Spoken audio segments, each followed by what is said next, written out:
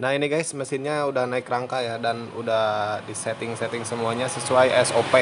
Biarpun di sini ada perubahan di bagian head ya, tapi itu tujuannya agar lebih baik. Jadi merubahnya bukan merusak ya, bahkan tujuannya biar lebih baik. Jadi ini sudah selesai semua, sudah di setting. Bagian setelan klep juga udah pas ya. Karburator udah dibersihkan, udah di setting juga. Tinggal langsung kita hidupkan.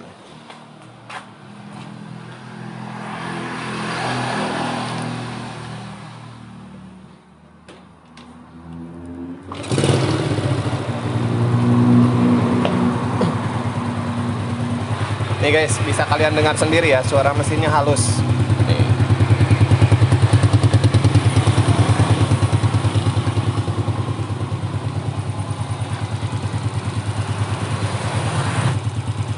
Nah jadi ini udah pasti enak ya guys. Tinggal bagaimana pemiliknya merawatnya. Yang paling utama itu oli sih. Oli yang harus rutin ya. Karena mau sebagus apapun spare part, kalau misalkan olinya tekor lagi atau terlalu lama gitu ya, kalau misalkan nggak ada ngebul dan nggak ada bocor sih, biasanya kalau olinya bagus itu nggak akan tekor banyak ya, paling dikit-dikit aja karena panas. Jadi intinya untuk perawatannya di sini yang paling penting oli ya. Dan saran di sini, karena kemarin belum dibelikan ya filter udara,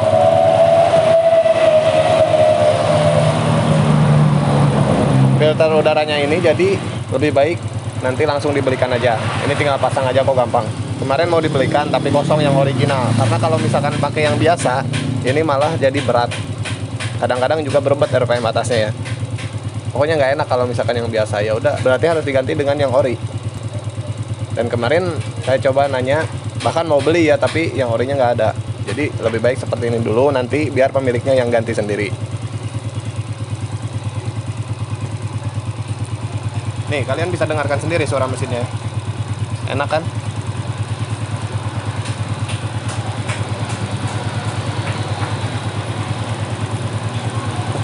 Nah jadi intinya gini ya, kalau misalkan PGJTR ini kalaupun mau maksimal hasilnya ya, karena kalau misalkan rat oli sekali di bagian depan sini, di bagian noken as yang saya jelaskan tadi, itu biasanya lubangnya sudah aus ya, jadi setelan klep berubah-ubah, dan itulah yang menyebabkan mesinnya risik ya, kasar suaranya.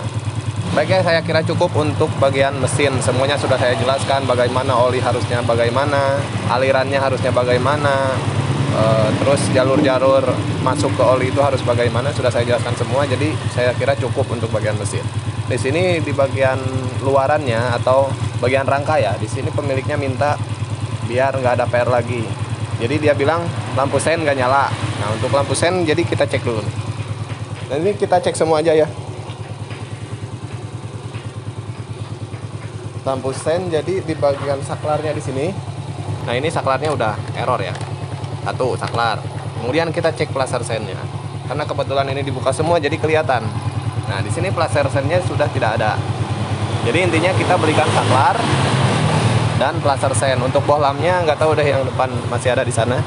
Yang belakang masih ada. Dan kemudian kita ke lampu utama. Nah di sini lampu utamanya ini nggak tahu sengaja atau enggak ya. Ini reflektornya masih bagus sih, ori lagi. Tapi kenapa ini nggak dipasang kan bohlamnya? Atau memang karena kiproknya yang jelek? Jadi kita cek dulu kiproknya, kita cek tegangannya sesuai apa enggak ya. Nah ini ya, langsung aja kita cek yang merah ini AC ya harusnya. AC yang merah kita ke warna kuning. Pokoknya cari di soket kiprok ini ada 4 warna ya untuk Yamaha. Warna hitam untuk massa, warna putih untuk pengisian, warna kuning untuk lampu, dan warna merah untuk pengisian dari kiprok ya. Jadi yang warna putih itu dari spool, kemudian keluarnya warna merah. Untuk warna kuning nanti di paralel. Dari spool warna kuning masuk ke kiprok, keluar juga warna kuning. Untuk ground atau massa dia warna hitam. Ini yang plus kita masukkan ke, nah di sini ya warna kuning ini. Kemudian yang minnya kita masukkan di sini aja ya. Nah ini ada sih, berapa ini? 12 volt. Kita coba gas ya, karena ini nggak boleh melebihi 14,8 maksimal.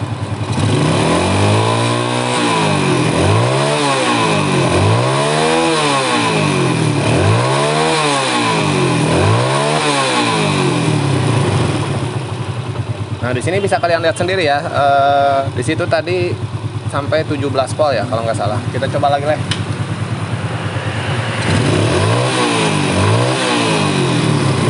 Nah iya, sampai 17 volt, dan ini nggak boleh ya. Kalau misalkan seperti ini, lampu putus lagi. Jadi untuk lampunya ini mungkin sengaja gak dipasang ya, karena mungkin diganti putus lagi seperti itu ya. Karena di sini tegangannya sudah ada di 17 volt, itu nggak boleh ya. Nggak boleh dari 15 volt guys, kalau mau awet. Jadi informasi untuk pemilik kiproknya, untuk lampu depan, lampu utama ya. Kemudian untuk lampu sen di sini, laser sen dan saklar sen ya. Kemudian bagian luar di sini komstir juga udah kena ya. Nah, ini udah oblak dan lahar. Nah, bisa kalian lihat sendiri. Tuh.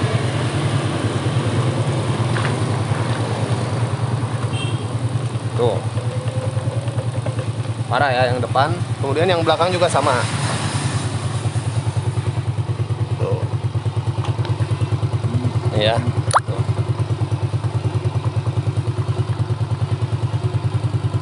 Ya, jadi PR-nya bagian luar, lahar, depan belakang. Kemudian komstir, untuk komstir paling nanti kita belakangan ya, karena itu harganya lumayan. Jadi kita ganti yang ini dulu. Kita ganti lahar, depan belakang, lampu sen, saklarnya kita ganti, dan laser sennya. Untuk kiprok nanti kita konfirmasi dulu. Kalau misalkan mau diganti sekalian kiproknya, nanti kita pasang juga bohlam depannya. Jadi normal semua ya. Oke, cukup ya. Yang paling penting yang saya jelaskan itu di bagian mesin sih sebenarnya. Untuk bagian luar, karena ini gampang ya untuk bagian luar. Kalau mesin kan butuh ketelitian. Jadi mungkin cukup sekian dulu ya untuk video kali ini. Semoga bermanfaat. Like jika kalian suka videonya, share ke berbagai media agar lebih bermanfaat. Jika ada pertanyaan tulis di kolom komentar ya. Jika pertanyaan lebih berlanjut bisa follow dan DM via Instagram saya. Linknya ada di deskripsi. Untuk channel saya ada 2 ya. Yang satu IN Autonwell dan yang satu lagi Iksan Nurjaman. Semuanya sudah saya cantumkan di deskripsi ya.